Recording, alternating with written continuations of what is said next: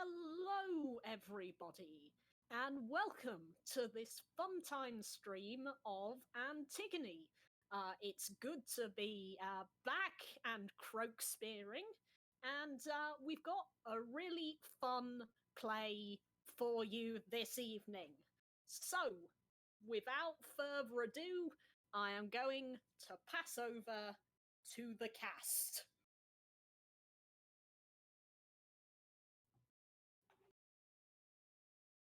Antigone by Sophocles. Written 442 BCE. Scene: the same as in Oedipus the king, an open space before the royal palace, once that of Oedipus at Thebes. The back scene represents the front of the palace, with 3 doors, of which the central and largest is the principal entrance into the house. The time is at daybreak on the morning after the fall of the 2 brothers, Eteocles and Polynices, and the flight of the defeated Argives. Antigone calls Ismene forth from the palace, in order to speak to her alone. Ismene, my sister, my own dear sister, knows what there is. For all bequeathed by Oedipus that Zeus fulfills not for us twain while we live. Nothing painful is there, nothing fraught with ruin, no shame, no dishonor, that I have no sin in thy woes and mine. And now, what new edict is this, of which they tell that our captain hath just published to all Thebes? Knowest thou aught? Hast thou heard? Or is it hidden from thee that our friends are threatened with the doom of our foes? No word of friends, Antigone, gladsome or painful, have come to me, since we 2 sisters were bereft of brothers twain, killed in one day by twofold blow.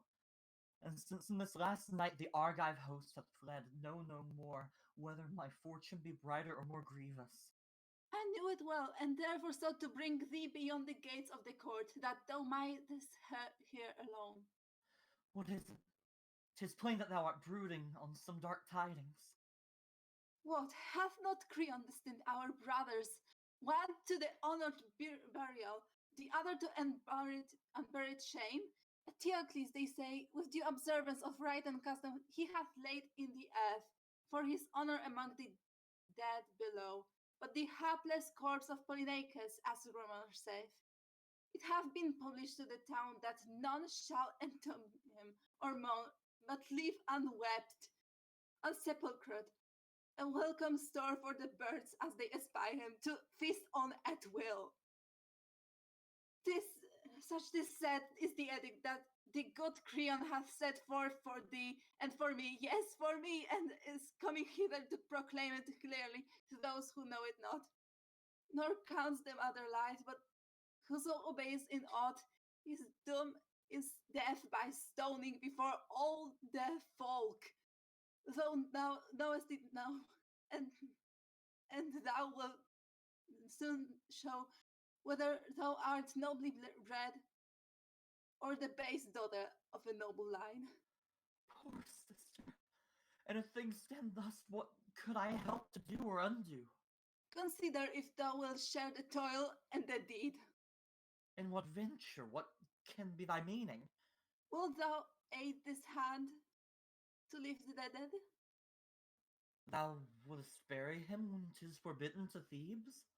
I will do my part, and thine, if thou wilt not, to a brother. False to him will I never be found. Overbold, when Creon hath forbidden? Nay, he hath no right to keep me from mine own. Think, sister, how our father perished amid hate and scorn when sins bare by his own search had moved him to strike both eyes with the self-blinding hand. Then the mother-wife, 2 names in one, with twisted noose despite unto her life. And last, our 2 brothers in one day, each shedding, hapless one, a kinsman's blood, wrought out with mutual hands their common doom. And now we in turn, we 2 left all alone, think how we shall perish, more miserably than all the rest, if in defiance of the law we brave a king's decree or his powers. Nay, we must remember first that we were born women, as who should not strive with men. Next, that we were ruled of the stronger, so that we must obey in these things, and in things yet sorer. I therefore, asking the spirits infernal to pardon, seeing that force is put on me herein, will hearken to our rulers, for 'tis witless to be over busy. I will not urge thee. No, nor if thou yet shouldst have the mind, wouldst thou be welcome as a worker with me. Nay, be what thou wilt, but I will bury him well. For me to die in doing that, I shall rest, a loved one with him whom I have loved sinless in my crime. For I owe a longer allegiance to the dead than to the living. In that world I shall abide forever. But if thou wilt, be guilty of dishonoring laws which the gods have established in honor. I do them no dishonor. But to defy the state, I have no strength for that. Such be thy plea. Then we'll go to heap the earth above the brother whom I love. Ah, unhappy one, how I fear for thee. Fear not for me. Guide thine own fate aright. At least then disclose this plan to none, but hide it closely, and so too shall I. Oh, denounce it. Thou wilt be far more hateful for thy silence if thou proclaim these things to all. Thou hast a hot heart for chilling deeds. I know that I please where I am most bound to please. Aye, thou canst, but thou wouldst that thou canst not. Why then, when my strength fails, I shall have done. A hopeless quest should not be made at all. If thus thou speakest, thou wilt have hatred from me, and will justly be subject to the lasting hatred of the dead. But leave me and the folly that is mine alone to suffer this dread thing. For I shall not suffer aught so dreadful as an ignoble death. Go then, if thou must. And of this be sure, that though thine errand is foolish, to thy dear ones, thou art truly dear. Antigone exits on the left of the spectators.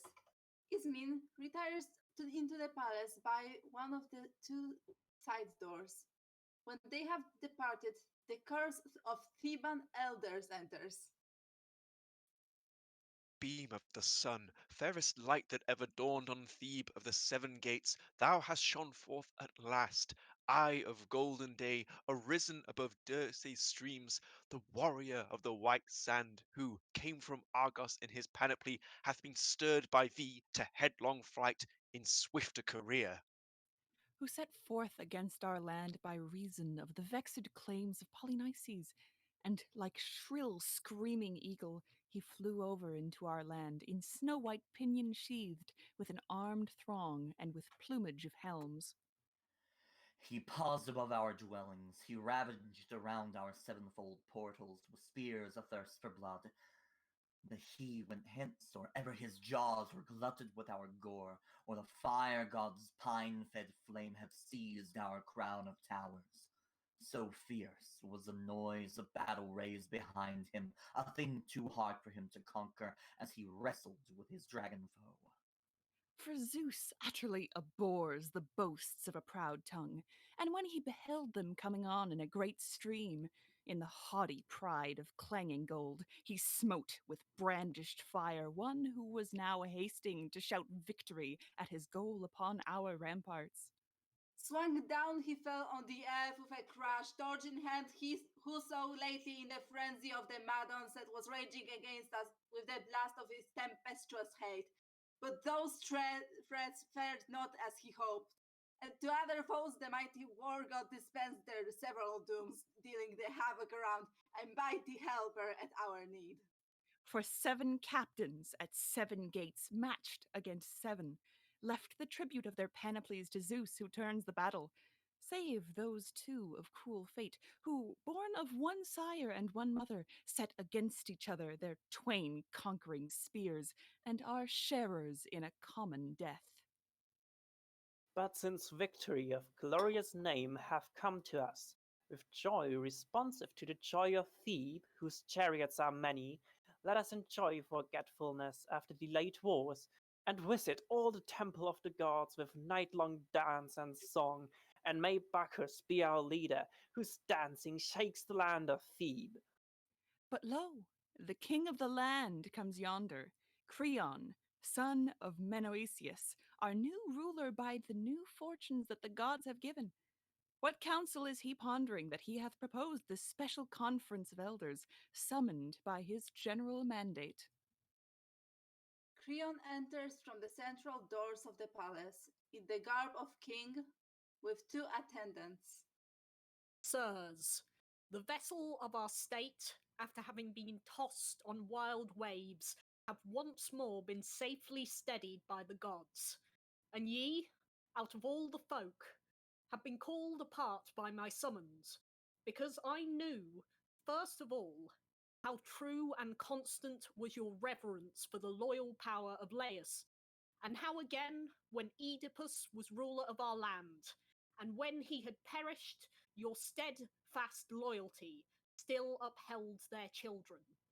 Since, then, his sons have fallen in one day by a twofold doom, each smitten by the other, each stained with a brother's blood. I now possess the throne and all its powers, by nearness of kinship to the dead. No man can be fully known in soul and spirit and mind until he hath been seen versed in rule and law-giving. For if any, being supreme guide of the state, cleaves not to the best counsels, but, through some fear, keeps his lips locked, I hold, and have ever held, him most base. And if any makes friends of more account than his fatherland, that man has no place in my regard. For I be, Zeus my witness, who sees all things, always would not be silent if I saw ruin, instead of safety, coming to the citizens. Nor would I ever deem the country's foe a friend to myself. Remembering this, that our country is the ship that bears us safe, and only that while she prospers in our voyage can we make true friends. Such are the rules by which I guard this city's greatness. And, in accord with them, which is the edict which I have now published to the folk touching on the sons of Oedipus, that Eteocles, who have fallen fighting for our city, in all renown and arms shall be entombed, and crowned with every right that follows the noblest dead to their rest. But for his brother, Polynices, who came back from exile and sought to consume utterly with fire the city of his fathers and the shrines of his fathers' gods, sought to taste of kindred blood and to lead the remnant into slavery, touching this man, it hath been proclaimed to our people that none shall grace him with the sepulture or lament, but leave him unburied, a corpse for the birds and dogs to eat, a ghastly sight of shame. Such the spirit of my dealing, and never by deed of mine shall the wicked stand in honour before the just. But whoso hath good will to Thebes, he shall be honoured of me in his life and his death. Such is thy pleasure, Creon, son of Menoetius, touching the city's foe and its friend. And thou hast power, I ween, to take what order thou wilt, both for the dead and for all of us who live. See then that ye be guardians of the mandate.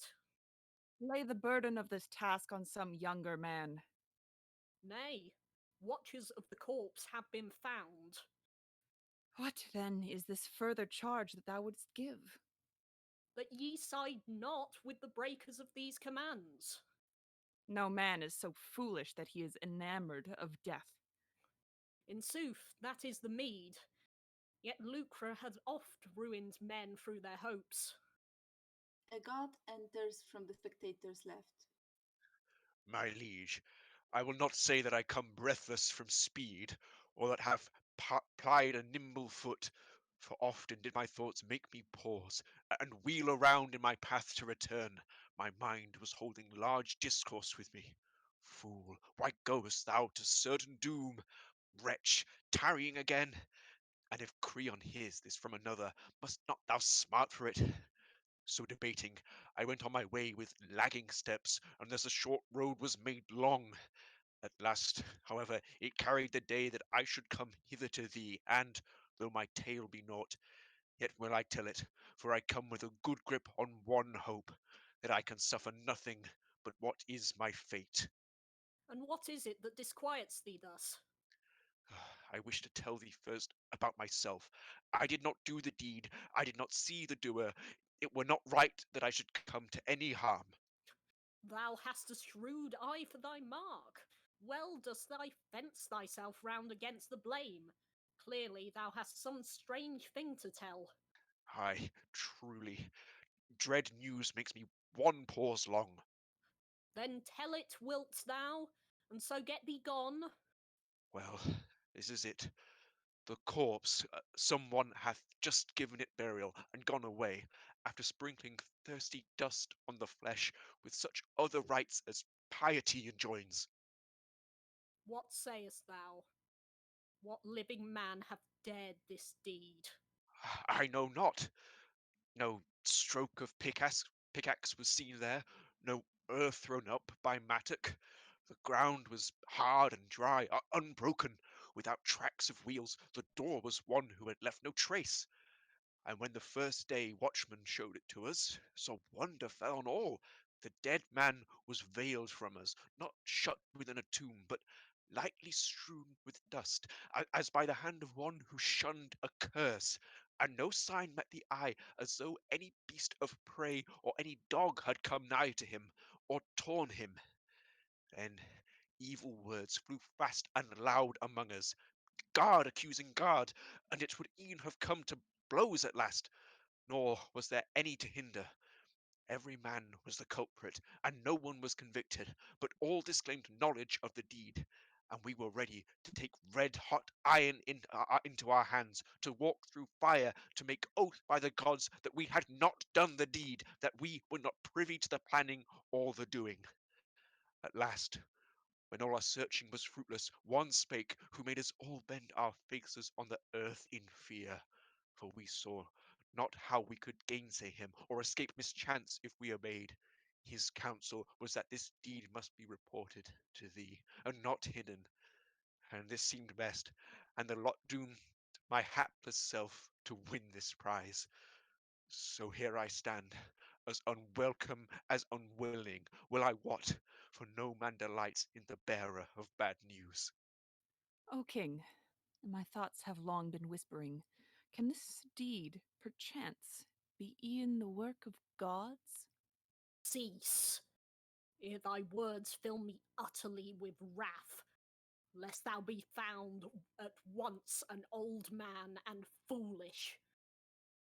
For thou sayest what is not to be borne, in saying that the gods have care for this corpse. Was it for high reward of trusty service that they so sought to hide his nakedness, who came to burn their pillared shrines and sacred treasures, to burn their lands and scatter its laws to the wind? Or dost thou behold the gods honouring the wicked? It cannot be. No. From the first there were certain in the town that muttered against me, chafing this edict, wagging their heads in secret, and kept not their necks duly under yoke like men contented with my sway. 'Tis by them well I know that these have been beguiled and bribed to do this deed. Nothing as evil as money ever grew to be the current among men. This lays cities low, this drives men from their homes, this trains and warps honest souls till they set themselves to works of shame. This still teaches folks to practice villainies and to know every godless deed. But all the men who wrought this thing for hire have made it sure that soon or late they shall pay the price. Now, as Zeus still hath my reverence, know this. I tell thee on my oath. If ye find not the very author of this burial, and produce him before mine eyes, death alone shall not be enough for you, till first, hung up alive, ye have revealed this outrage, that henceforth ye may thieve with better knowledge whence lucre should be won, and learn that it is not well to love gain from every source. For thou wilt find that ill-gotten pelf brings more men to ruin than to weal. May I speak? Or shall I just turn and go? Knowest thou not that even now thy voice offends? Is thy smart in the ears or in the soul? And why wouldst thou define the seat of my pain? The doer vexes thy mind, but I thine ears. Ah, thou art a born babbler, 'tis well seen. Maybe, but never the doer of this deed. Yea, and more the seller of thy life for silver. Alas, 'tis sad truly that he who judges should misjudge. Let thy fancy play with judgment as it will. But if ye show me not the doers of these things, ye shall avow that dastardly gains work sorrows. Creon goes into the palace. Well, may he be found, so 'twere best. But be he caught, or be he not fortunate, must settle that truly thou willst not see me here again, saved, even now, beyond hope and thought. I owe the gods great thanks. The god goes out on the spectators' left. Wonders are many, and none is more wonderful than man. The power that crosses the white sea, driven by the stormy south wind, making a path under surges that threaten to engulf him. And earth, the eldest of the gods, the immortal, the unwearied, doth he wear, turning the soil with the offspring of horses, as the ploughs go to and fro from year to year.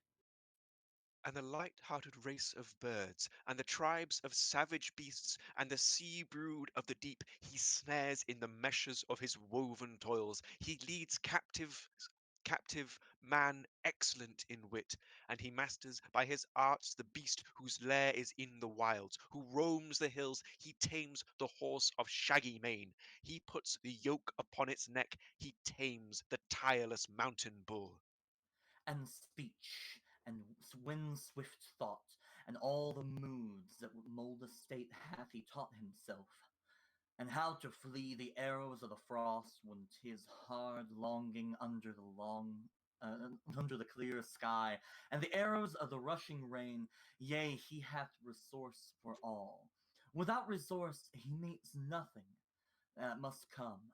Only against death shall he call for aid in vain, but for baffling maladies he hath devised escapes. Cunning beyond fancy's dream is the fertile skill which brings him now to evil, now to good. When he honors the laws of the land and that justice which he hath sworn by the gods to uphold, proudly stands his city. No city hath he who for his rashness dwells with sin. Never may he share my hearth. Never think my thoughts who doth these things. The god enters on the spectators' left, leading in Antigone. What portent from the gods is this? My soul is amazed. I know her. How can I deny that yon maiden is Antigone? Oh, hapless and child of hapless sire of Oedipus. What means this? Thou brought a prisoner, thou, disloyal to the king's laws and taken in folly. Here she is, the doer of the deed, caught this girl burying him. But where is Creon? Creon enters hurriedly from the palace. Lo, he comes forth again from the house at our need. What is it? What hath chanced that makes my coming timely? O king, against nothing should men pledge their word, for the afterthought belies the first intent. I could have vowed that I should not soon be here again, scared by thy threats, with which I had just been lashed. But since the joy that surprises and transcends our hopes is like in the fullness to no other pleasure, I have come, though 'tis in breach of my sworn oath, bringing this maid who was taken showing grace to the dead. This time there was no casting of lots. No, this luck hath fallen to me and to no one else. And now, sire, take her thyself, question her, examine her as thou wilt.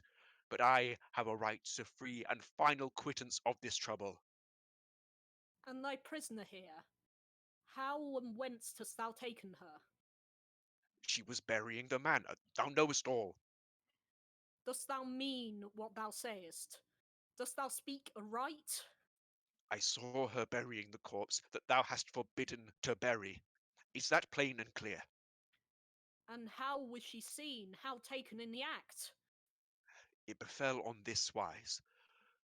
When we had come to the place, with those dread menaces of thine upon us, we swept away all the dust that covered the corpse, and barred the dank body well, and then sat us down on the brow of the hill to windward, heedful that the smell from him should not strike us. Every man was wide awake, and kept his neighbour alert with torrents of threats, if any one should be careless of this task. So went it until the sun's bright orb stood in the mid-heaven, and when the heat began to burn, and then suddenly a whirlwind lifted from the earth a storm of dust, a trouble in the sky, the plain, marring all the leafage of its woods, and the wide air was choked therewith. We closed our eyes and bore the plague from the gods, and when, after a long while, this storm had passed, the maid was seen, and she cried aloud with the sharp cry of a bird in its bitterness, even as when, within the empty nest, it sees the bed stripped of its nestlings. So she also, when she saw the corpse bare, lifted up a voice of wailing, and called down curses on the doers of that deed. And straightway she brought thirsty dust in her hands, and from a shapely ewer of bronze held high, with thrice poured drink offering, she crowned the dead. We rushed forward when we saw it, and at once dozed upon our quarry, who was in no wise dismayed. Then we taxed her with her past and present doings, and she stood not in denial of aught. At once, to my joy and to my pain, to have escaped from ills oneself is a great joy, but 'tis painful to bring friends to ill. Howbeit, all such things are of less account to me than mine own safety. Thou whose face is bent to earth, dost thou avow or disavow this deed? I avow it. I make no denial. Guard, thou canst betake thee whither thou wilt, free and clear of a grave charge. The god exits. Now, tell me thou, not in many words but briefly, knewest thou that an edict had forbidden this? I knew it. Could I help it? It was public. And thou didst indeed dare to transgress that law? Yes, for it was not Zeus that had published me that edict, nor such are the laws set among men by the justice who dwells with the gods below, nor deemed I that thy decrees were of such force that a mortal could override the unwritten and unfailing statutes of heaven. For their life is not of today or yesterday, but from all time, and no man knows when they were first put forth. Not through dread or any human pride could I answer to the gods for breaking these. Die I must. I knew that well. How should I not? Even without thy edict. But if I am to die before my time, I count that as a gain. For when anyone lives as I do, compassed about with evils, can such an one find aught but gain in death? So for me to meet this doom is trifling grief, But if I had suffered my mother's son to lie in death in unburied corpse, that would have grieved me. For this I am not grieved. And if my present deeds are foolish in thy sight, it may be that the foolish judge arraigns my folly. The maid shows herself passionate child of passionate sire, and knows not how to bend before troubles. Yet I would have thee know that stubborn spirits are most often humbled. 'Tis the stiffest iron, baked to the hardness in the fire, that thou shalt often see snapped and shivered. And I have known horses that shown temper brought to order by a little curb. There is no room for pride when thou art thy neighbour's slave. This girl was already versed in insolence when she transgressed the laws that have been set forth. And, that done, lo, a second insult, to vaunt of this and exalt her deed. Now, verily, I am no man. She is the man if this victory shall rest with her and bring no penalty. No. Be she sister's child or nearer to me in blood than any that worships Zeus at the altar of our house, she and her kinsfolk shall not avoid a doom most dire. For indeed, I charge that other with a like share in the plotting of this burial. And summon her, for I saw her e'en now within, raving and not mistress of her wit. So oft before the deeds the mind stands self-convicted in its treason, when folks are plotting mischief in the dark. But verily this too is hateful, when one have been caught in the wickedness, then seeks to make the crime a glory. Wouldst thou do more than take and slay me? No more indeed. Having that, I have all. Why then dost thou delay? In thy discourse there is naught that pleases me, never may there be, and so my words must needs be unpleasing to thee. And yet for glory, whence could I have won a nobler than by giving burial to mine own brother? All here would own that they thought it well, were not their lips sealed by fear. But royalty, blessed in so much besides, hath the power to do and say what it will. Thou differest from all these Thebans in that view. These also share it, but they curb their tongues for thee. And art thou not ashamed to act apart from them? No, there is nothing shameful in piety to a brother. Was it not a brother too that died in the opposite cause? Brother by the same mother and the same sire. Why then dost thou render a grace that is impious in his sight? The dead man will not say that he so deems it. Yea, if thou makes him but equal in honour with the wicked. It was his brother, not his slave, that perished. Wasting this land, while he fell as its champion. Nevertheless, Hades desires these rights. But the good desires not a like portion with the evil. Who knows, but this seems blameless in the world below. A foe is never a friend, not even in death. 'Tis not my nature to join in hating, but in loving. Pass, then, to the world of the dead. And if thou must needs love them. While I live, no woman shall rule me.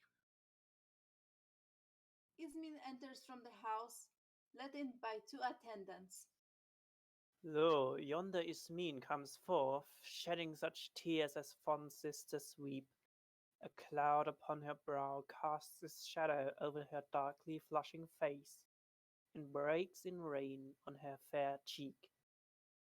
And thou, who, lurking like a viper in my house, was secretly draining my lifeblood, while I knew not that I was nurturing two pests to rise against my throne. Come, tell me now, wilt thou also confess thy part in this burial, or wilt thou forswear all knowledge of it? I've done the deed. If she allows my claim, and share the burden of the charge.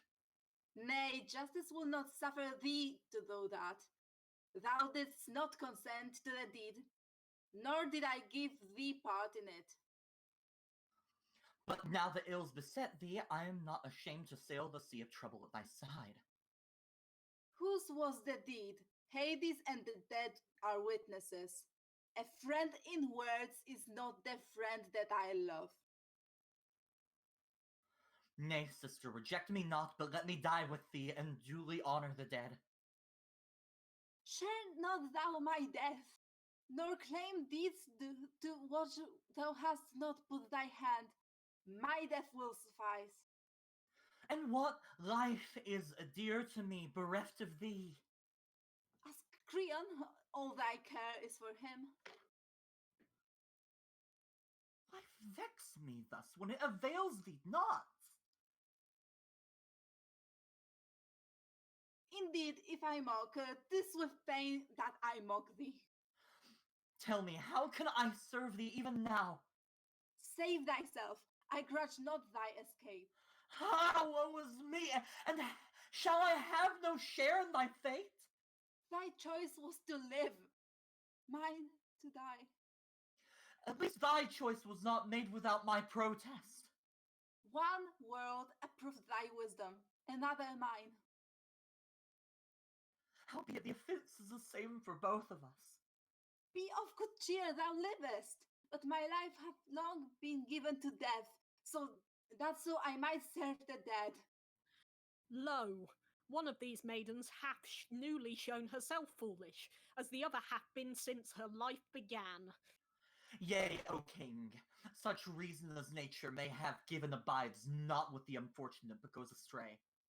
Thine did when thou chosest vile deeds with the vile. What life could I endure without her presence? Nay, speak not of her presence. She lives no more. But wilt thou slay the betrothed of thine own son? Nay, there are other fields for him to plough. But there can never be such as love as bound him to her. I like not an evil wife for my son. Haman, beloved, how thy father wrongs thee. Enough, enough of thee and of thy marriage. Wilt thou indeed rob thy son of this maiden? 'Tis death that shall stay these bridals for me. 'Tis determined, it seems, that she shall die. Determined, yes, for thee and for me. No more delay, servants. Take them within. Henceforth they must be women and not range at large. For verily, even the bold seek to fly when they see death now closing on their life. Attendants guarding Antigone and Ismene exit. Creon would have remained if it wasn't a 15-minute break coming up. Woo!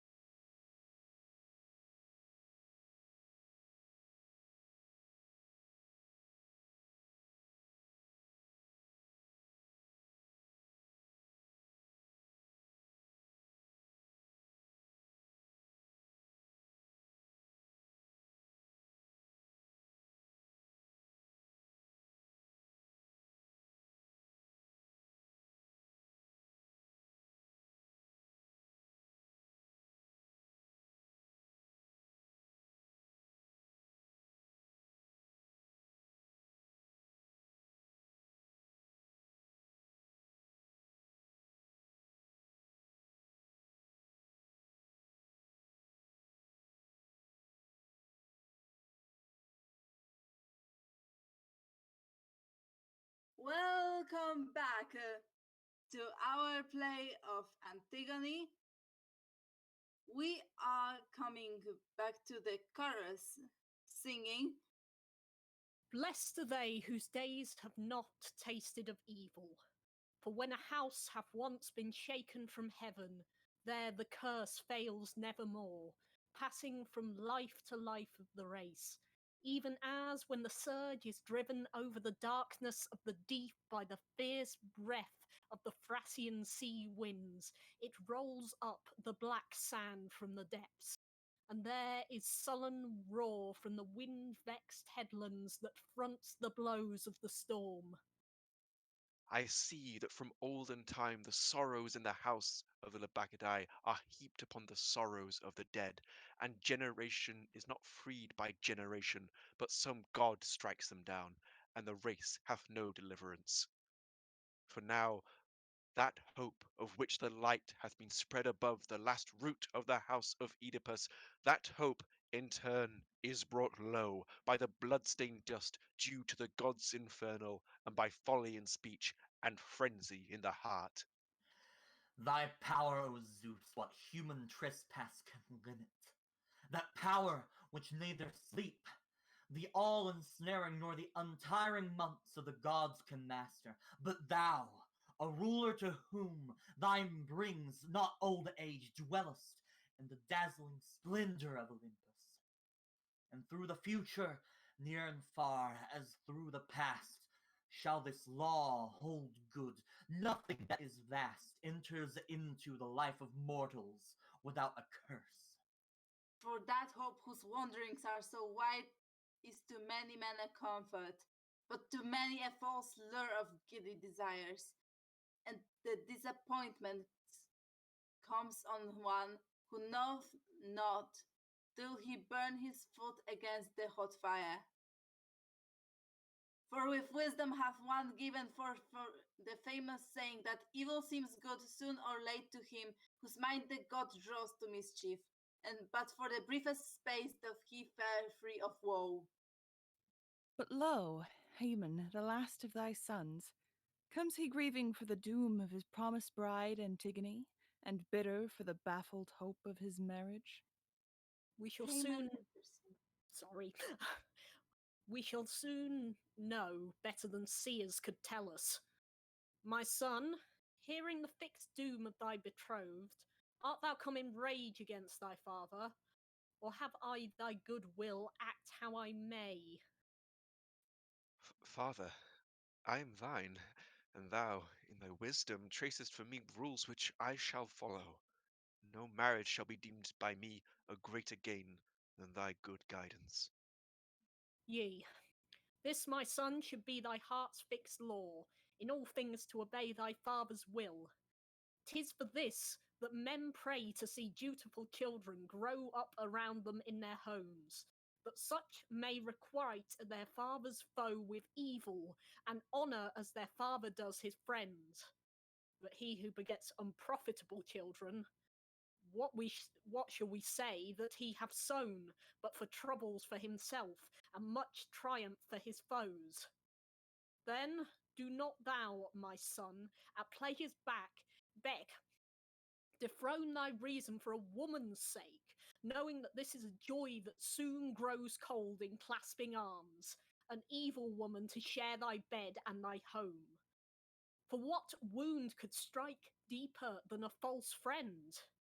Nay, with loathing, and as if she were thine enemy, let this girl go to find a husband in the house of Hades. For since I have taken her, alone of all the city, in open disobedience, I will not make myself a liar to my people. I will slay her.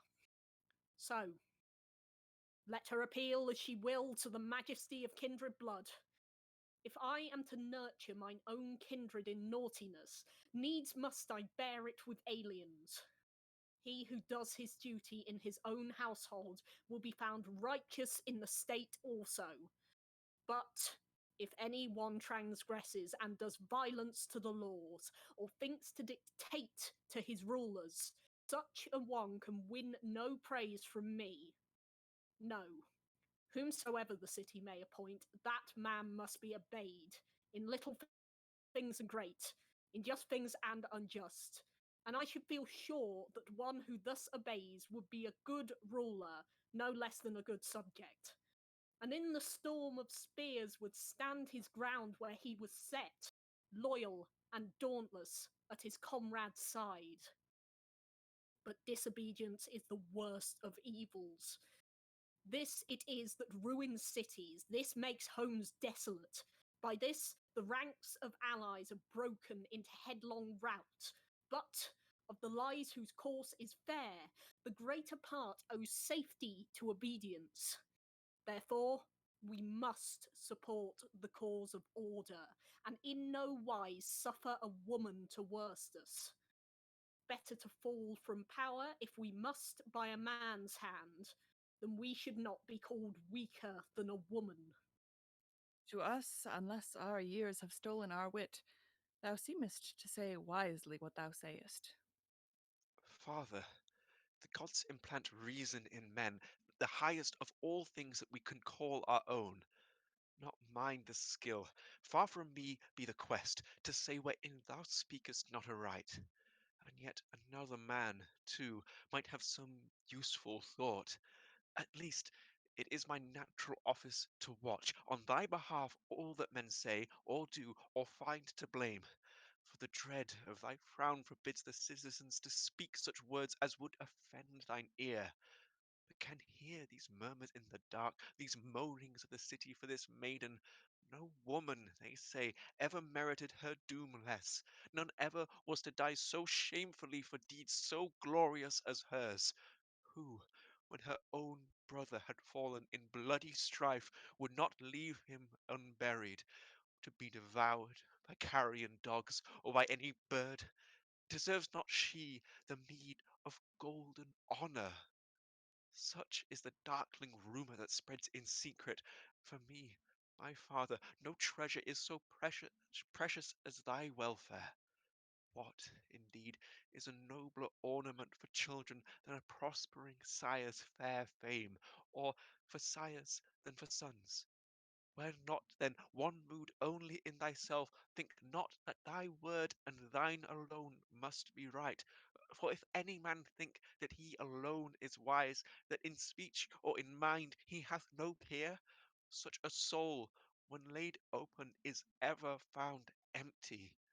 No, though a man be wise, 'tis no shame for him to learn many things and to bend in season. Seest thou, besides the wintry torrent's course, how the trees that yield to it save every twig, while the stiff-necked perish, root and branch? And even thus, he who keeps the sheet of his sail taut and never slackens it, upsets his boat, and finishes his voyage with keel uppermost. Nay, forego thy wrath, permit thyself to change, for if I, a younger man, may offer my thought, it were far best, I ween, that men should be all wise by nature. But otherwise, and oft the scale inclines not so, 'tis good also to learn from those who speak aright. Sire, 'tis meet that thou shouldest profit by his words, if he speaks aught in season, and thou, Haman, by thy father's. For on both parts there hath been wise speech. Hmm. Men of my age, are we indeed to be schooled then by men of his? In nothing that is not right, but if I am young, thou shouldst look to my merits, not to my years. Is it a merit to honour the unruly? I could wish no one to show respect for evildoers. Then is not she tainted with that malady? Our Theban folk with one voice denies it. Shall Thebes prescribe to me how I must rule? See, there thou hast spoken like a youth indeed. Am I to rule this land by other judgment than my own? That is no city which belongs to one man. Is not the city held to be the ruler's? Thou wouldst make a good monarch of a desert. This boy, it seems, is the woman's champion. If thou art a woman, indeed my care is for thee. Shameless, at open feud with thy father. Nay, I see thee offending against justice. Do I offend when I respect my own prerogatives? Thou dost not respect them when thou tramplest on the gods' honours. Oh, dastard nature, yielding place to woman! Thou wilt never find me yield to baseness. All thy words at least plead for that girl. And for thee, and for me, and for the gods below. Thou canst never marry her on this side of the grave. And she must die, and in death destroy another. How dost thy boldness run to open threats?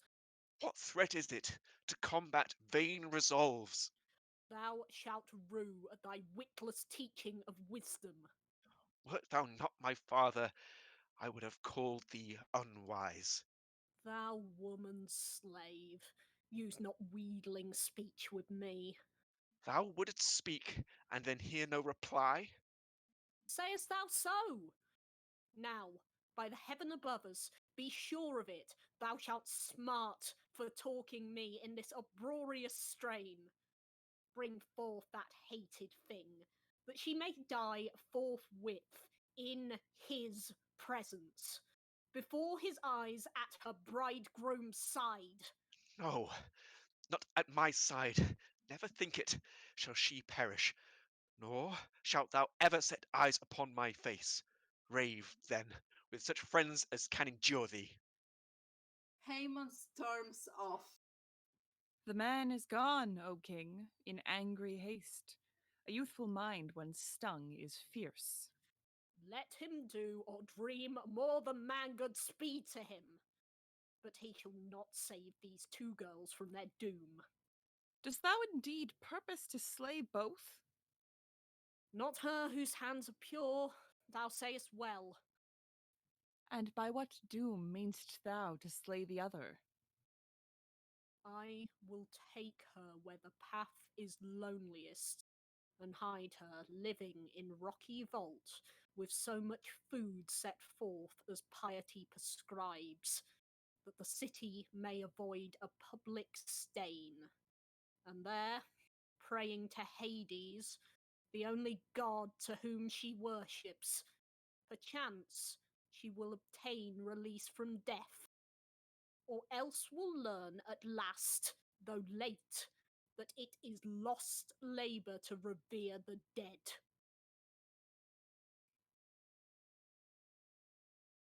Creon goes back into the palace. Love, unconquered in the fight. Love, who makest havoc of wealth, who keepest thy vigil on the soft cheek of a maiden. Thou roamest over the sea, and among the homes of dwellers in the wilds. No immortal can escape thee, nor any among men whose life is for a day. And he to whom thou hast come is mad. The just themselves have their minds warped by thee to wrong, for their ruin. 'Tis thou hast stirred up this present strife of kinsmen. Victorious is the love-kindling light from the eyes of the fair bride. It is a power enthroned in sway beside the eternal laws, for there the goddess Aphrodite is working her unconquerable will.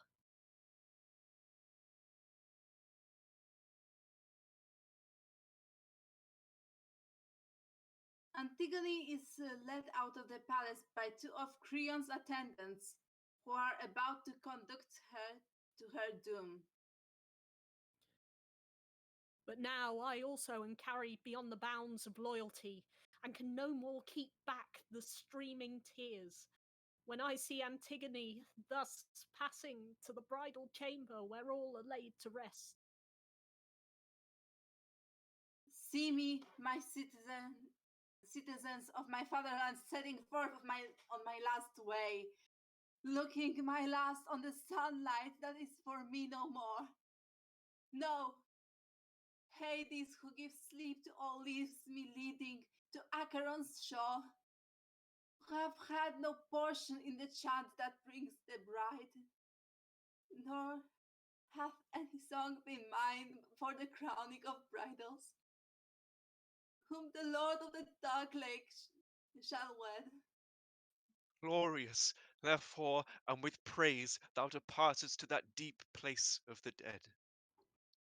Wasting sickness hath not smitten thee. Thou hast not found the wages of the sword. No, mistress of thine own fate, and still alive, thou shalt pass to Hades as no other of mortal kind hath passed. I have heard in other days how dread a doom befell our Phrygian guest, the daughter of Tantalus on the Cyclopean heights. I how like clinging ivy the grove of stone subdued her.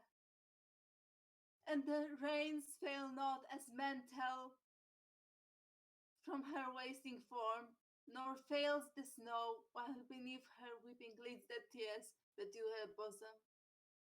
And most like to hers is the fate that brings me to my rest. Yet she was a goddess, thou knowest, and born of gods. We are mortal, a mortal race. But 'tis great renown for a woman who hath perished, that she should have shared the doom of the godlike in her life, and afterward in death. Ah, I am mocked. In the name of our fathers' gods, can he not wait till I am gone? Must he taunt me to my face, O my city and ye, her wealthy sons? I have found of thee the holy ground of Thebe, whose chariots are many.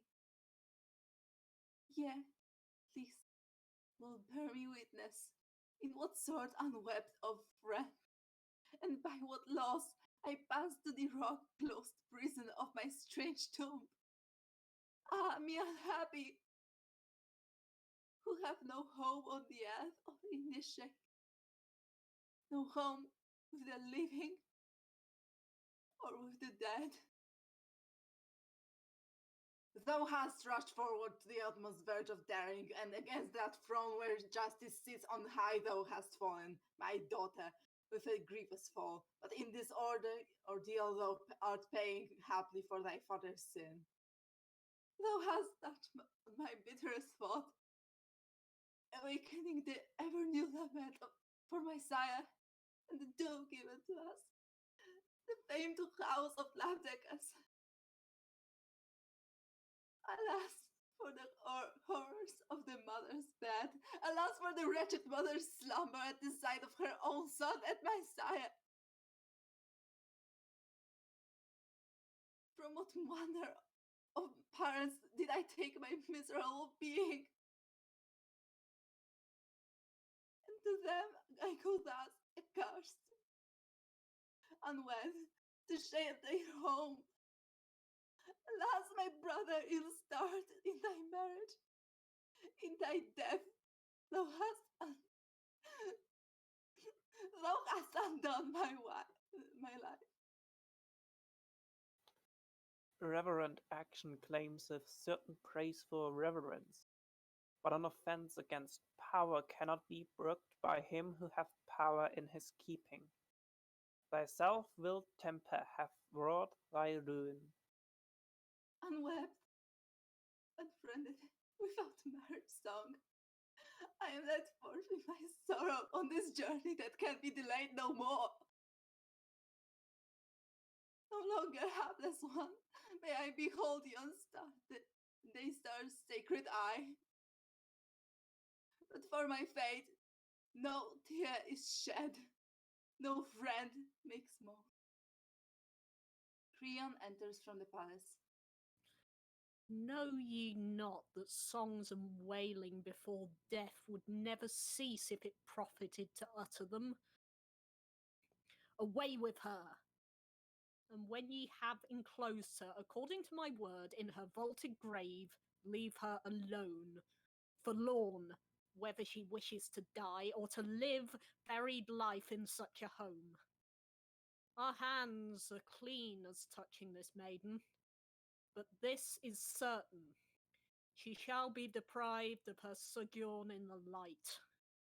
Tomb, bridal chamber, eternal prison in the caverned rock, whither I go to find my own. though many have perished and whom Persephone hath received among the dead. Last of all shall I pass thither, and far most miserably of all, before the term of my life is spent. But I cherish good hope that my coming will be welcome to my father and pleasant to thee, my mother, and welcome, brother, to thee, for when he died, with mine own hands I washed and dressed you, and poured drink offerings at your graves. And now, Polyneikes, 'tis for sending thy corpse that I win such recompense as this. And yet I honored thee, as thee wise will deem rightly. Never had been a mother of children, or if a husband had been mouldering in death, would I have taken this task upon me in the city's despite? What law, ye ask, is my warrant for that word? The husband lost, another might have been found, and child from another to replace the firstborn. But father and mother hidden with Hades, with no brother's life, could ever bloom for me again. Such was the law whereby I held thee first in honor, but Creon deemed me guilty of error therein, and of outrage a brother mine, and now he leads me thus, captive in his hands. No bridal bed, no bridal song hath been mine, no joy of marriage, no portion in the nurture of children, but thus forlorn of friends, unhappy one, I go living to the vaults of death. And what law of heaven have I transgressed? Why, hapless one, should I look to the gods any more? What ally should I invoke, when by piety I have earned by the name of impious?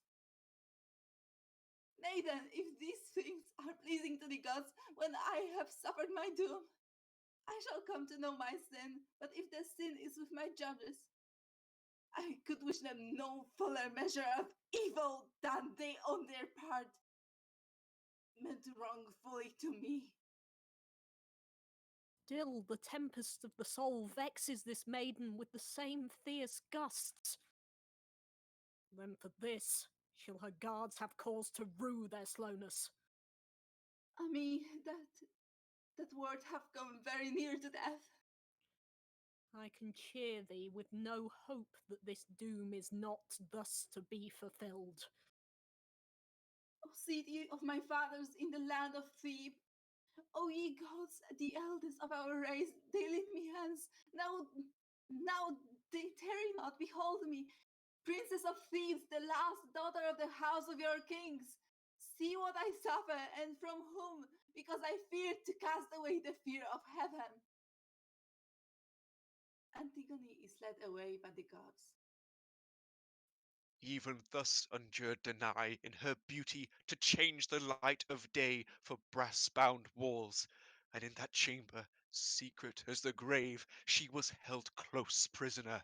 Yet was she of a proud lineage, O my daughter, and charged with the keeping of the seed of Zeus that fell in the golden rain.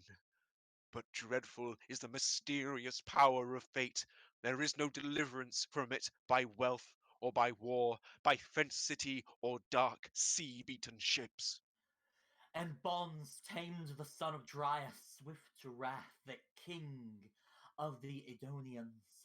So paid he for his frenzied taunts when by the will of Dionysus he was pent in a rocky prison. There the fierce exuberance of his madness slowly passed away. That man learned to know the god whom in his frenzy he had provoked with mockeries. For he had sought to quell the god-possessed women and the bacchanalian fire, and he angered the muses that loved the flute. And by the waters of the dark rocks, the waters of the twofold sea, and the shores of Bosporus, and Thracian Dalmatis, when Ares, neighbor to the city, saw the accursed blinding wood, dealt to the two sons of Phineus by his fierce wife the wound that brought darkness to those venges, craving orbs, smitten by her bloody hands, smitten with her shuttle for a dagger. pining in their misery, they bewailed their cruel doom, those sons of a mother hapless in her marriage. But she traced her descent from the ancient line of the Erechtheidae, and in far distant caves she was nursed amid her father's storms. That child of Boreas, swift as a steed over the steep hills, a daughter of gods, yet upon her also the grey fates bore hard, my daughter. Tiresias enters led by a boy on the right of spectators. Princess of Thebes, we have come with linked steps, both served by the eyes of one, for thus, by a guide's help, the blind must walk. And what, ancient Tiresias, are thy tidings?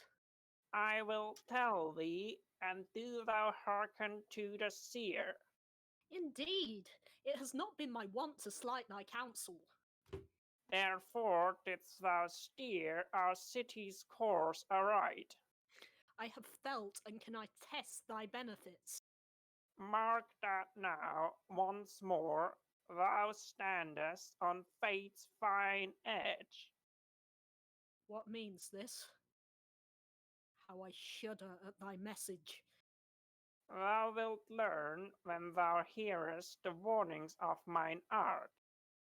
As I took my place on mine old seat of augury, where all birds have been wont to gather within my ken, I heard a strange voice among them. They were screaming with dire, feverish rage that drowned their language in jargon, and I knew that they were rending each other with their talons murderously. The whir of wings told no doubtful tale. Forthwith, in fear, I essayed burnt sacrifice on a duly kindled altar, but from my offerings the fire god showed no flame. A dank moisture oozing from the thigh flesh trickled forth upon the embers and smoked and sputtered. The gall was scattered to the air, and the streaming fires lay bare of the fat that had been wrapped round them. Such was the failure of the rites by which I vainly asked a sign, as from this boy I learned, for he is my guide, as I am guide to others. And 'tis thy counsel that hath brought this sickness on our state. For the altars of our city and of our house have been tainted, one and all, by birds and dogs, with carrion from the hapless corpse, the son of Oedipus, and therefore the gods no more accept prayer and sacrifice at our hands, or the flame of meat offering, nor doth any bird give a clear sign by its shrill cry, for they have tasted the fatness of a slain man's blood. Think then on these things, my son.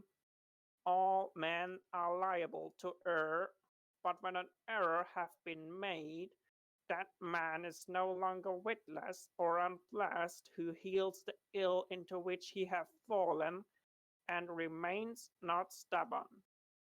Self-will, we know, incurs the charge of folly. Nay, allow the claim of the dead. Stab not the fallen, what prowess is it to slay the slain anew? I have sought thy good, and for thy good I speak, and never is it sweeter to learn from a good counselor than when he counsels for thine own gain. Old man, ye all shoot your shafts at me as archers at the butts. Ye needs practice on me with seercraft also.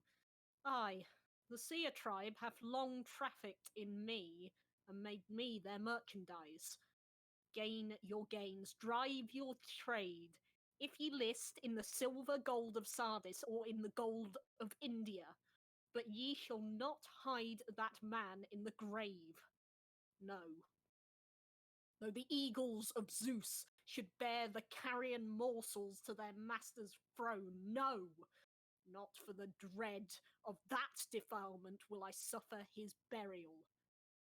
For well I know that no mortal can defile the gods. But, aged Tiresias, the wisest fall with shameful fall when they clove shameful thoughts in fair words for lucre's sake. Alas, doth any man know, doth any consider, Whereof? What general truth dost thou announce? how precious above all wealth is good counsel? As folly, I think, is the worst mischief. Yet thou art tainted with that distemper. I would not answer the seer with a taunt. But thou dost in saying that I prophesy falsely. Well, the prophet tribe was ever fond of money. And the race bred of tyrants loves base gain.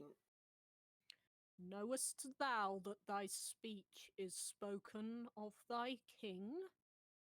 I know it, for through me thou hast saved Thebes.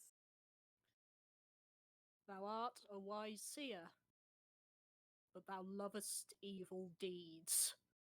Thou wilt rouse me to utter the dread secret in my soul. Out with it! Only speak it not for gain. Indeed, methinks I shall not, as touching thee. Know that thou shalt not trade on my resolve. Then know thou, know it well, that thou shalt not live through many courses of the sun's swift chariot, ere one begotten of thine own loins shall have been given by thee, a corpse for corpses, because thou hast thrust children of the sunlight to the shades, and ruthlessly lodged a living soul in the grave, but keepest in this world one who belongs to the gods infernal, a corpse unburied, unhonored, all unhallowed. In such thou hast no part, nor have the gods above, but this is a violence done to them by thee. Therefore, the avenging destroyers lie in wait for thee, the furies of Hades and of the gods, that thou mayest be taken in these same ills. And mark well if I speak these things as a hireling. A time not long to be delayed shall awaken the wailing of men and of women in thy house, and a tumult of hatred against thee steers all the cities whose mangled sons had the burial right from dogs, or from wild beasts, or from some winged bird that bore a polluting breath to each city that contains the hearts of the dead. Such arrows for thy heart, since thou provokest me, have I launched at thee, archer-like in my anger, sure arrows of which thou shalt not escape the smart. Boy, lead me home, that he may spend his rage on younger men, and learn to keep a tongue more temperate, and to bear within his breast a better mind than now he bears. The boy leads Tiresias out.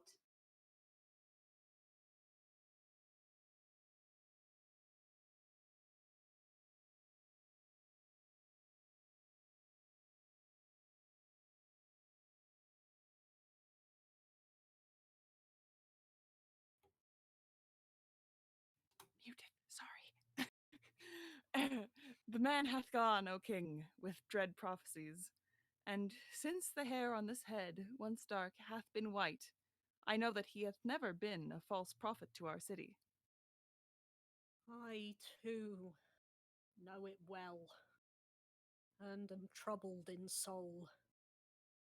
'Tis dire to yield, but by resistance, to smite my pride with ruin, this too is a dire choice.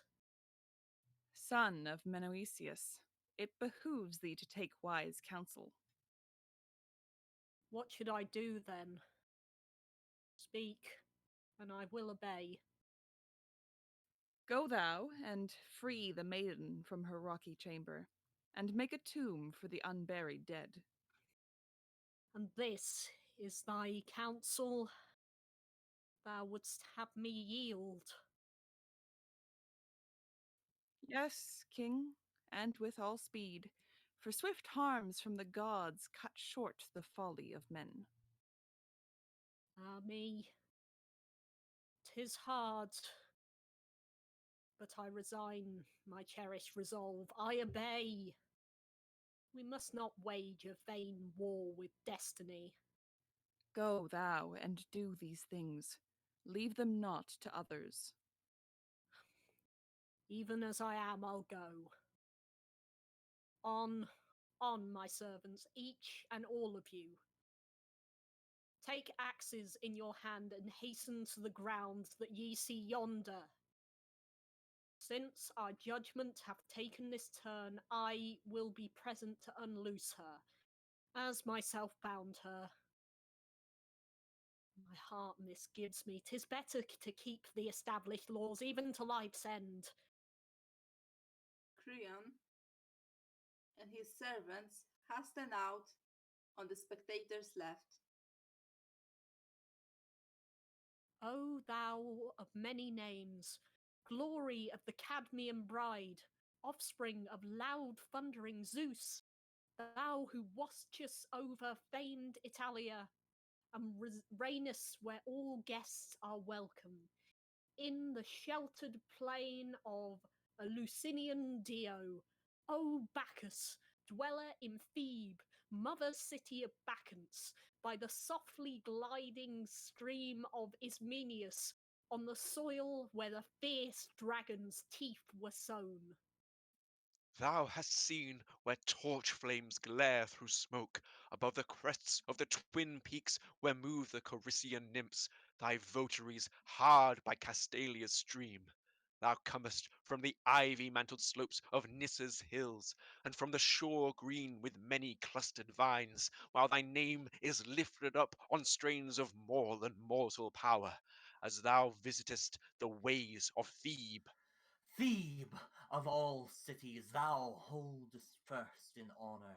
Thou and thy mother, whom the lightning smote, and now, when all our people is captive to a violent plague, come thou with healing feet over the Parnesian height, or over the moaning strait. O thou with whom the stars rejoice as they move, the stars whose breath is fire, O master of the voices of the night, son begotten of Zeus, appear, O king, with thine attendant Thyiads, who in night-long frenzy dance before thee, the giver of good gifts, Iacchus. Messenger enters on the spectators' left. Whereas, by the house of Cadmus and of Amphion, there is no estate of mortal life that I would ever praise or blame as settled. Fortune raises and fortune humbles the lucky or unlucky from day to day, and no one can prophesy to men concerning those things which are established. For Creon was blessed once, as I count bliss. He had saved this land of Cadmus from its foes. He was clothed with sole dominion in the land. He reigned, the glorious sire of princely children. And now all have been lost. For when a man hath forfeited his pleasures, I count him not as living, I hold him but a breathing corpse. Heap up riches in thy house, if thou wilt, live in a kingly state, yet if there be no gladness therewith, I would not give the shadow of a vapor for all the rest, compared with joy. And what is this new grief that thou hast to tell for our princes? Death, and the living are guilty for the dead. And who is the slayer? Who the stricken? Speak. Haman hath perished. His blood hath been shed by no stranger. By his father's hand or by his own? By his own, in wrath with his sire for the murder. O prophet, how true, then, hast thou proved thy word? These things stand thus. Ye must consider of the rest. Lo, I see the hapless Eurydice, Creon's wife, approaching. She comes from the house by chance, haply, or because she knows the tidings of her son. Eurydice enters from the palace. People of Thebes, I heard your words as I was going forth to salute the goddess Pallas with my prayers. Even as I was loosing the fastenings of the gate to open it, the message of a household woe smote on mine ear. I sank back, terror-stricken, into the arms of my handmaids, and my senses fled. But say again what the tidings were. I shall hear them as one who is no stranger to sorrow. Dear lady, I will witness of what I saw, and I will leave no word of the truth untold. Why, indeed, should I soothe thee with words in which must presently be found faults? Truth is ever best. I attended thy lord as his guide to the furthest part of the plain, where the body of Polynices, torn by dogs, still lay unpitied. We prayed the goddess of the roads, and Pluto, in mercy to restrain their wrath, we washed the dead with holy washing, and with freshly plucked boughs we solemnly burned such relics as there were. We raised the high mound of his native earth, and then we turned away to enter the maiden's nuptial chamber with rocky couch, the caverned mansion of the bride of death. And from afar off, one of us heard a voice of loud wailing at that bride's unhallowed bower, and came to tell our master Creon. And as the king drew nearer, doubtful sounds of a bitter cry floated around him. He groaned and said in accents of anguish, "Wretched that I am, can my foreboding be true? Am I going on the woefulest way that I ever went? My son's voice greets me. Go, my servants, haste ye nearer, and when ye have reached the tomb, pass through the gap where the stones have been wrenched away, to the cell's very mouth, and look, and see if 'tis Haman's voice that I know, or if mine ear is cheated by the gods." They said, at our despairing master's word, we went to make, and in the furthest part of the tomb we descried her hanging by the neck, slung by a thread-wrought halter of the fine linen, while he was embracing her with arms thrown around her waist, bewailing the loss of his bride who is with the dead, and his father's deeds, and his own ill-starred love. But his father, when he saw him, cried aloud with a dread cry, and went in and called to him with a voice of wailing, "Unhappy, what deed hast thou done? What thought hath come to thee? What manner of mischance hath marred thy reason? Come forth, my child, I pray thee, I implore." But the boy glared at him with fierce eyes, spat in his face, and without a word of answer, drew his cross-hilted sword. As his father rushed forth in flight, he missed his aim, then, hapless one, wroth him with himself. He straightway leaned with all his weight against his sword, and drove it, half its length, into his side, and while sense lingered, he clasped the maiden to his faint embrace, and, as he gasped, sent forth on her pale cheek the swift stream of the oozing blood. Corpse enfolding corpse he lies. He hath won his nuptial rights. Poor youth, not here, yet in the halls of death. And he hath witnessed to mankind that, of all curses which cleave to man, ill counsel is the sovereign curse. Eurydice retires into the house. What wouldst thou augur from this?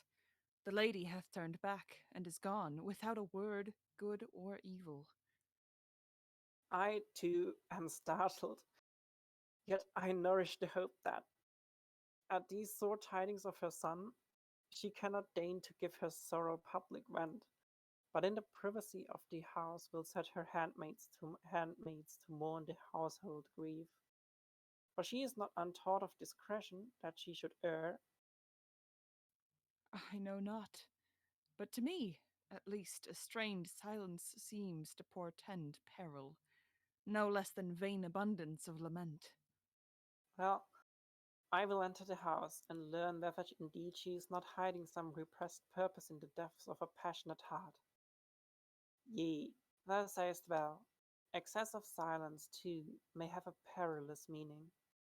The messenger goes into the palace. Creon enters on the spectators' left with attendants carrying the shrouded body of Haman. The following. Never mind.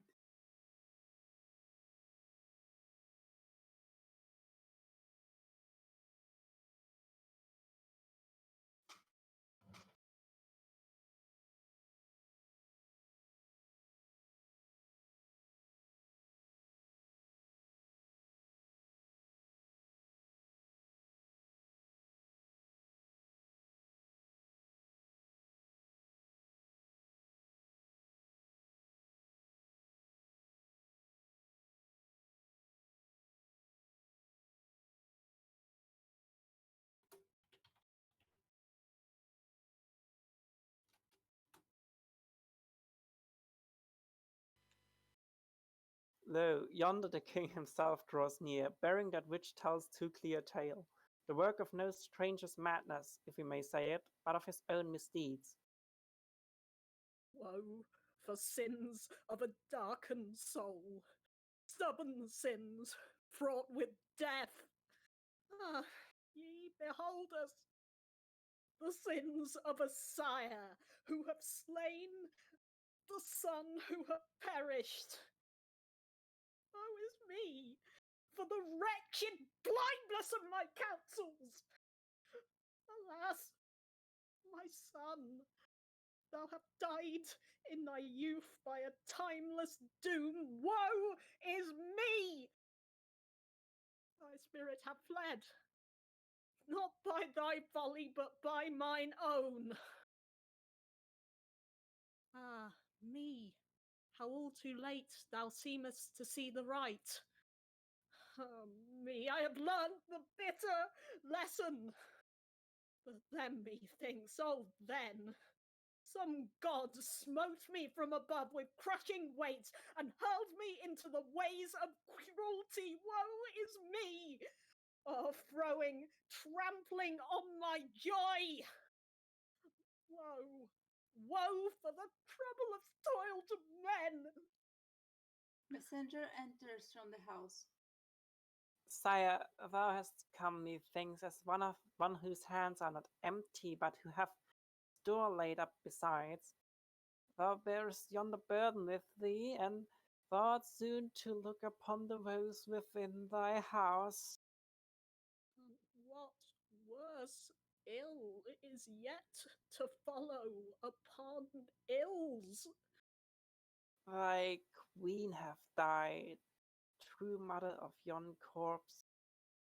Ah, hapless lady, by blows newly dealt. Oh, Hades, all receiving, whom no sacrifice can appease! Hast thou then no mercy for me?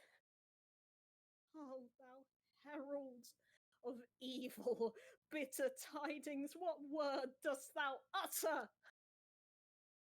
Alas, I was already as dead. And now thou hast smitten me anew. What sayest thou, my son? What is this new message that thou bringest? Woe, woe is me! Of a wife's doom, of slaughter headed on slaughter. Thou canst behold, 'tis no longer hidden within. The doors of the palace are opened, and the corpse of Eurydice is disclosed. Ah, me. Yonder I behold a second woe. What destiny, what can yet await me?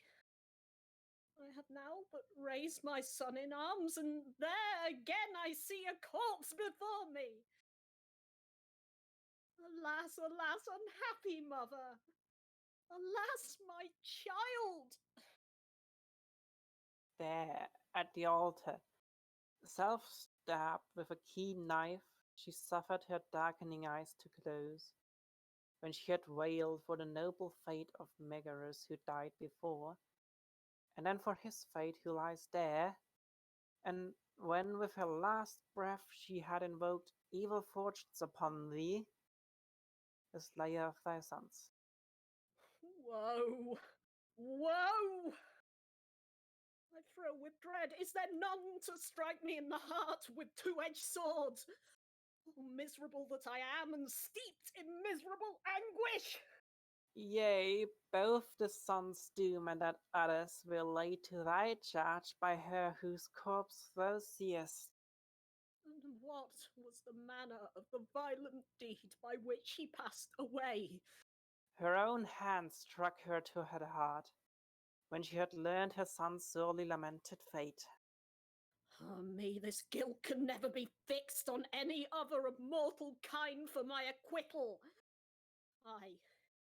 Even I was thy slayer. Wretched that I am, I own the truth. Lead me away. Oh, my servants, lead me hence with all speed, whose life is but as death.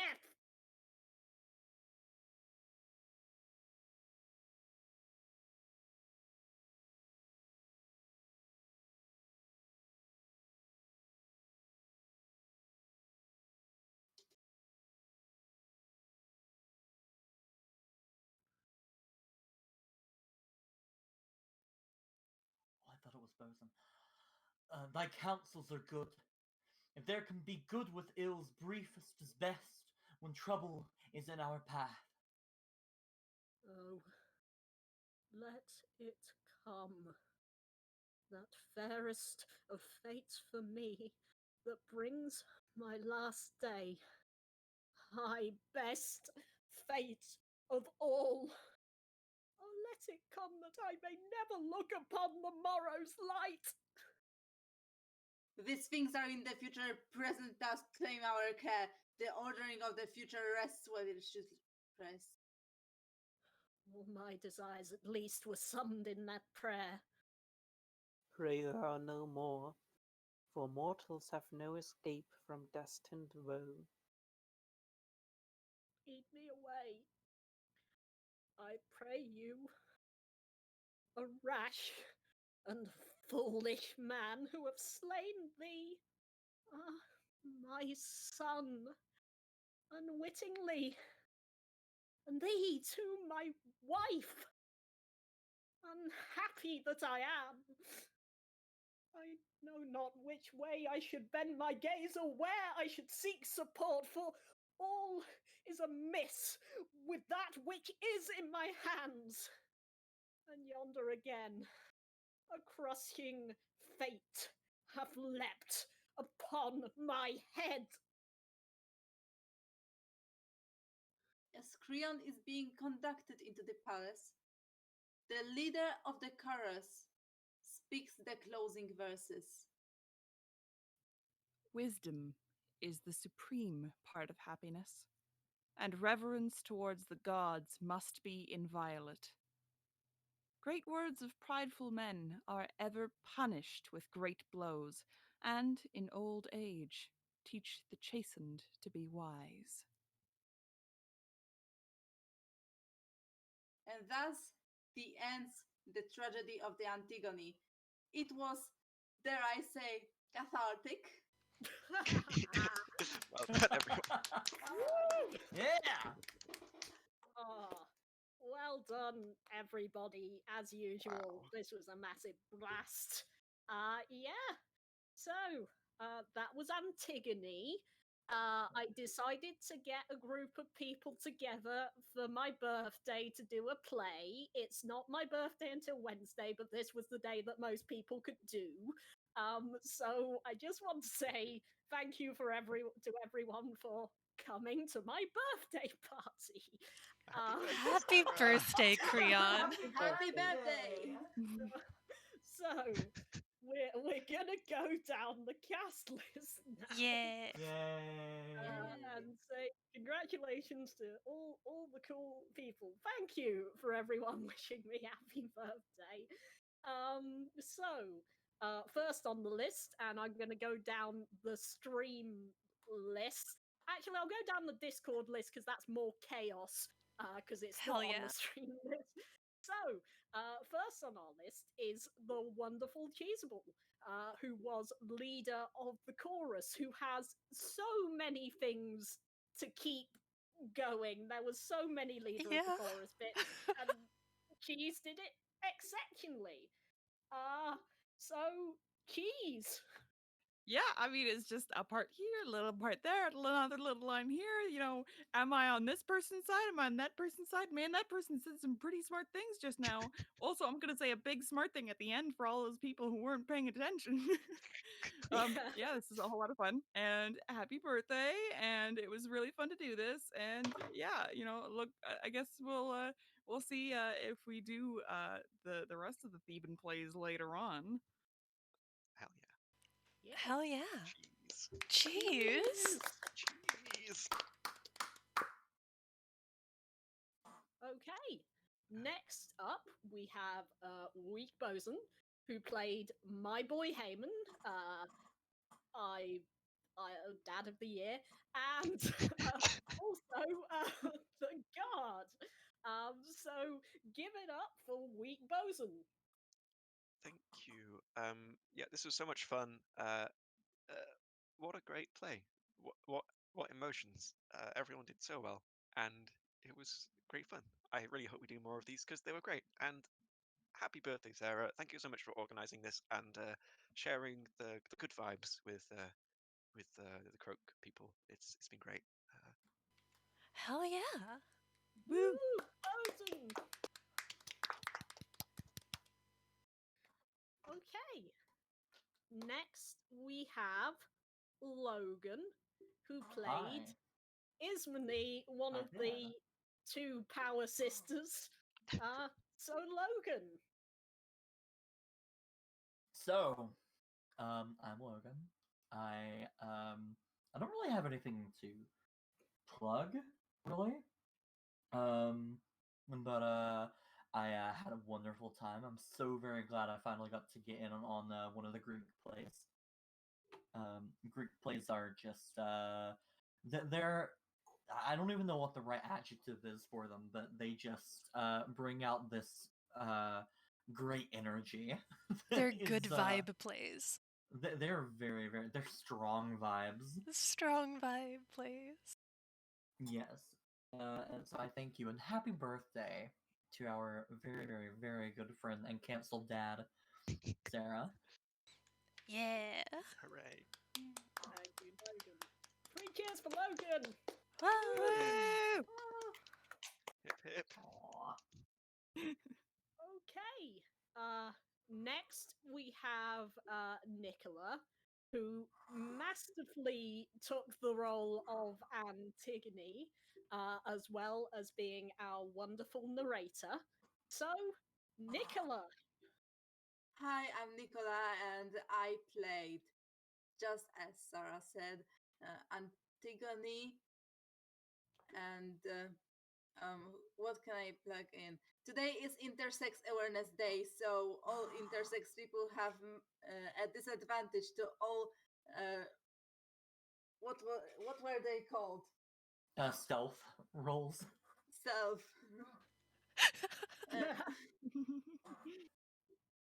Happy birthday, Sarah. Happy birthday minus 2 days. Yeah. Nicola! Well, Yeah! It was nice Antigone. going ham. Oh, Very nice going ham.